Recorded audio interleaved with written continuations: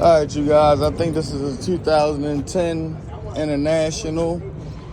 We had a gasket leak right between the middle where the turbo sits and the exhaust. This might be your EGR, but we had an exhaust leak right here. Right at the top of the flange. It wasn't hard to do. We had a couple wires, a couple lines to come out.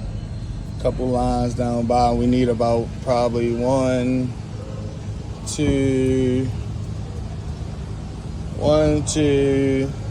3 gaskets maybe, and